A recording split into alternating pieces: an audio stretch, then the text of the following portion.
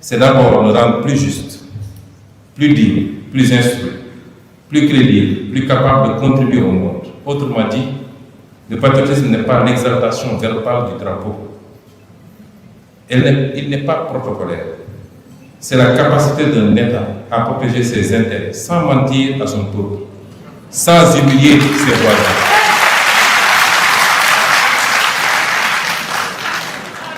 C'est donc la capacité d'un État à protéger ses intérêts sans mentir à son peuple, même si le discours ne plaît pas, sans humilier ses voisins et sans insulter l'intelligence du monde. Mais cette réflexion ne peut se faire en dehors du monde. Et c'est le troisième axe de mon intervention. Souveraineté, patriotisme, monde. Et le monde, justement, comme l'a rappelé tout à l'heure le conférencier, il change. Nous assistons aujourd'hui à une transformation profonde dans l'international. Le multilatéralisme qu'appelle l'Afrique aujourd'hui, M. Boniface, je suis en phase avec vous. Le multilatéralisme qu'appelle l'Afrique aujourd'hui n'est pas un multilatéralisme décoratif où l'Afrique est invitée à applaudir des règles écrites ailleurs, mais un multilatéralisme de correction des asymétries d'une architecture internationale devenue insuffisamment légitime. Le droit de l'Afrique a posé dans la fabrication des normes, la nécessité de réformer la gouvernance mondiale, notamment financière et sécuritaire, et l'obligation de sortir de l'ordre où les dépendances anciennes se recyclent sous des formes nouvelles. Dans ce monde multipolaire, l'Afrique doit parler à tous, travailler avec ceux qui respectent notre agenda et ne plus confondre partenariat avec tutelle. M. Boniface, vous l'avez rappelé, chaque pays, chaque nation doit avoir la liberté de se définir son agenda. Et les agendas imposés ne sont jamais en faveur du pays qui les subit. Et dans ce monde multipolaire, l'Afrique doit privilégier les coopérations sud-sud également, diversifier ses partenaires et créer des alliances stratégiques qui renforcent son autonomie, plutôt que de délasser ses dépendances. L'unipolarité issue de la fin de la guerre froide s'effrite. De nouvelles puissances émergent, redéfinissent les équilibres, recomposent les alliances. Ce que l'on appelle le monde multipolaire est en train de devenir une réalité. Faut-il s'en réjouir? Faut-il s'en méfier? Faut-il en avoir peur? La réponse est simplement les deux à la fois. Car un monde multipolaire ouvre des espaces. Il permet de diversifier les partenariats, de négocier autrement, de desserrer certaines contraintes. Mais il ne garantit rien. Il ne produit pas automatiquement de la souveraineté. Diversifier ou changer de partenaire sans changer de logique, c'est déplacer la dépendance, pas la dépasser. Je vous avais dit depuis très longtemps, pour répondre à la question de Madame, on était encore dans l'opposition quand je vous disais qu'il n'était pas question de changer un drapeau par un autre. Que la souveraineté suppose de pouvoir défendre ses intérêts, défendre une certaine égalité dans les relations internationales et d'appliquer ces règles de manière uniforme à tous les partenaires. Pour ce qui nous concerne, nous, il n'est pas question de changer un drapeau par un autre, ni un parrain par un autre, encore moins une tutelle par une autre.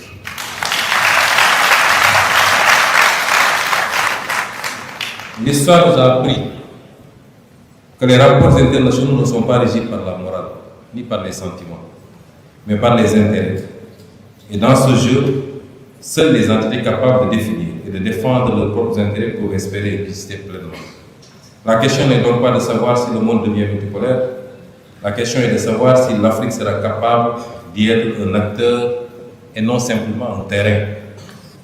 Faire de la croissance, on en parle depuis des années, mais pour qui? Certainement pas pour les Africains et pour l'Afrique.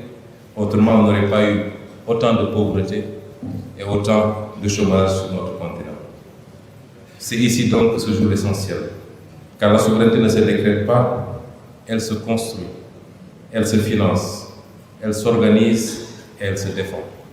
Construire la souveraineté signifie d'abord produire. Produire ce que nous consommons, transformer ce que nous extrayons, maîtriser les chaînes de valeur Il n'y a pas de souveraineté sans base productive. Il n'y a pas de souveraineté sans base productive. Or, le principal problème de l'Afrique, c'est l'inexistence de base productive.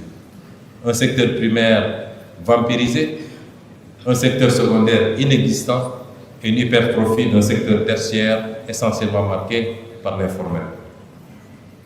Nous ne pouvons pas réussir un développement et encore moins une souveraineté dans ces conditions. Et l'un des préalables incompressibles à la production souverainiste, c'est la juste appropriation ou réappropriation de ressources naturelles. L'Afrique ne peut pas continuer à être le seul continent qui dispose de ressources naturelles sans en bénéficier, ou alors n'en bénéficier que de retombées de miettes. Notre pétrole, notre gaz, notre phosphate, notre zircon, toutes nos ressources naturelles doivent d'abord et avant tout profiter à l'Afrique. Et l'un des pièges dans lesquels on nous a enfermés, et vous comprendrez tout le combat qui est le mien depuis que je suis à la tête de ce gouvernement. Vous m'entendez parler de négociation, de lecture.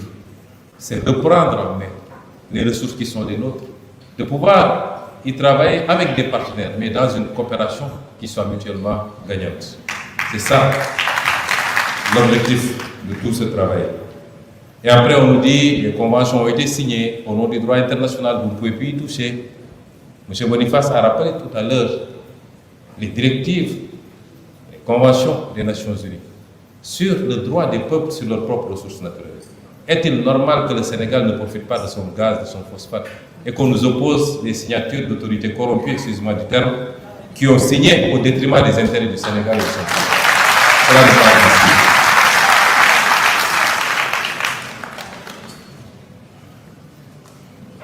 Financer la souveraineté, ensuite, signifie réduire la dépendance aux financements extérieurs, mobiliser les ressources internes, reprendre le contrôle sur les choix budgétaires. Il n'y a pas de souveraineté sous tutelle financière. Et je voudrais dire ici, l'Afrique n'a pas besoin de tout ce débat sur la dette. Que représente la dette africaine à l'échelle mondiale? Nous vivons aujourd'hui une guerre qui a déjà coûté des centaines de milliards de dollars, certainement. Un seul missile patriote pour abattre un drone iranien coûte 1 million de dollars. Combien de missiles ont été tirés? Vous ne pouvez pas l'imaginer. Et ça, ce n'est qu'un exemple, un petit exemple. La dette de l'Afrique ne représente absolument rien. Ce dont l'Afrique a besoin, c'est d'un consensus mondial fort, puisque l'Afrique est le seul continent qui a encore une marge de progression, capable de tirer la croissance mondiale sur les 30 prochaines années, ce que la Chine a été pour les 30 dernières années. Seule l'Afrique a ce potentiel. Est-on prêt à faire ce consensus avec une suspension moratoire sur la dette, un ciblage d'investissement catalytique pour propulser le continent, qui, lui, propulsera le monde au bénéfice de tout le monde? Personne ne le fera malheureusement pour l'Afrique, et il faut que les Africains en soient conscients. Et c'est pourquoi, malheureusement, l'un des principaux problèmes de l'Afrique, M. Boniface a rappelé, est un problème de leadership et d'élite politique et étatique. C'est l'un des principaux problèmes de l'Afrique. Pas tous, mais la majorité de nos dirigeants ne savent même pas quoi faire de pouvoir. Pas tous, mais la majorité. Il faut en jouir, il faut le conserver le maximum possible, mais aucune vision et aucune capacité à se regrouper autour de l'essentiel. L'une des formes les plus insidieuses de la dépendance est cognitive.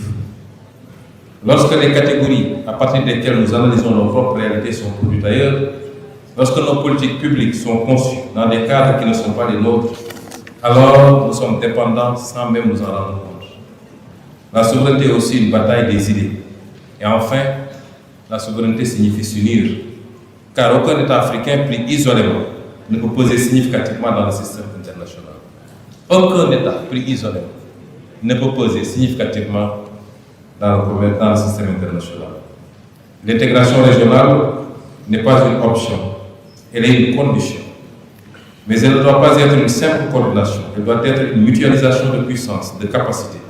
Pourtant, les initiatives comme la zone de libre-échange continentale, la ZLECAf, Les startups technologiques émergentes ou les projets éducatifs panafricains montrent que nous avons déjà commencé à bâtir une souveraineté économique et cognitive.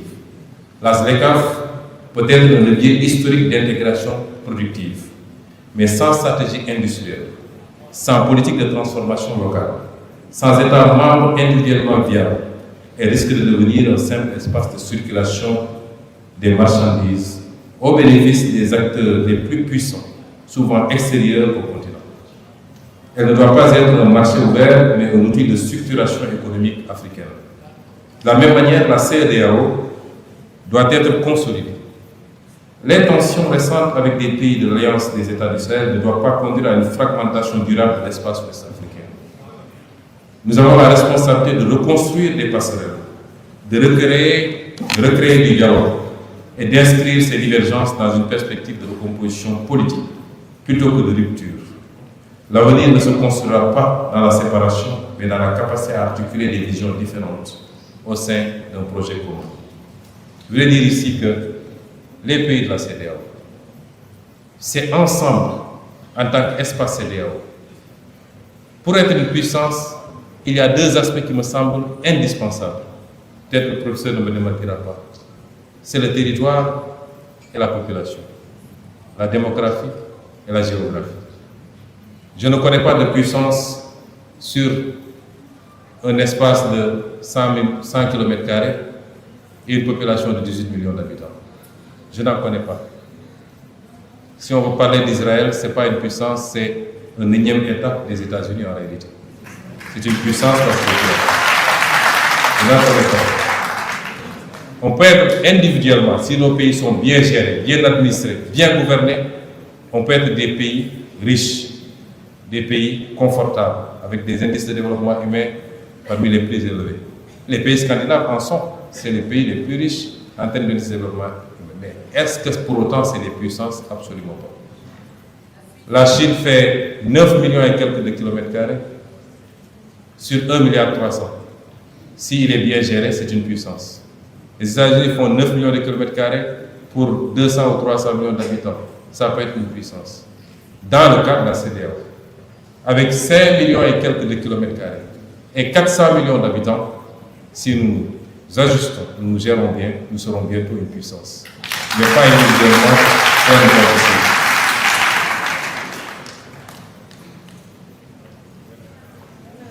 Enfin, cette souveraineté que nous appelons de nos voeux ne pourra exister sans intégrer pleinement la question de la jeunesse. L'Afrique est le continent le plus jeune du monde. Il va continuer à l'être à l'horizon 2050. Allons-nous en faire un dividende démographique ou alors une charge contre nous-mêmes? Certains pays asiatiques sont condamnés presque à disparaître. Je veux parler des pays comme le Japon, la Corée. S'ils n'inversent pas la tendance sur les 200 ans à venir, il n'y aura plus de population.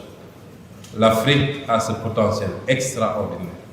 Et je suis parmi ceux qui pensent qu'il faut qu'on refuse qu'on nous impose certaines politiques de limitation de natalité.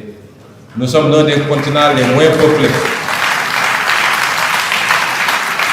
Nous sommes l'un, les dames ne seront pas très contentes parce qu'elles ne veulent plus en faire plus de 2.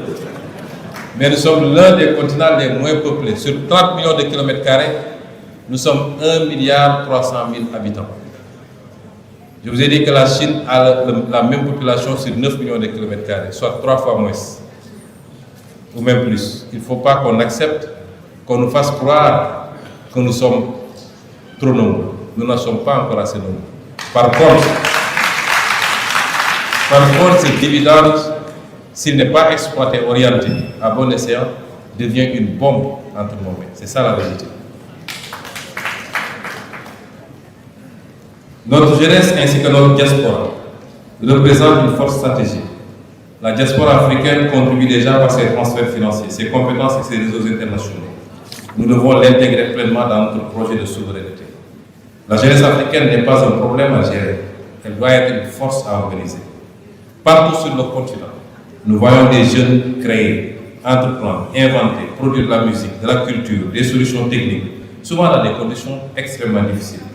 Ce dynamisme est réel, mais il reste insuffisamment structuré par nos économies et nos politiques publiques. c'est là que se joue une part essentielle de la souveraineté. Car une jeunesse laissée sans perspective devient une fragilité. Mais une jeunesse formée, intégrée et mobilisée devient une puissance. Nous devons donc faire de cette jeunesse non pas une variable d'ajustement, mais un pilier stratégique. Mesdames et messieurs, je ne vais pas vous lire le reste du discours parce qu'il est très long. Il me reste encore 3 pages, mais je m'en vais conclure. Pour vous dire que nous sommes prêts à assumer le coût de la souveraineté. Car la souveraineté a un coût. La souveraineté a un coût car elle implique des choix difficiles, des renoncements, des conflits parfois. Pour y arriver, tout pouvoir politique doit se fixer comme objectif de travailler non pas pour la prochaine élection, mais beaucoup plus pour la prochaine génération.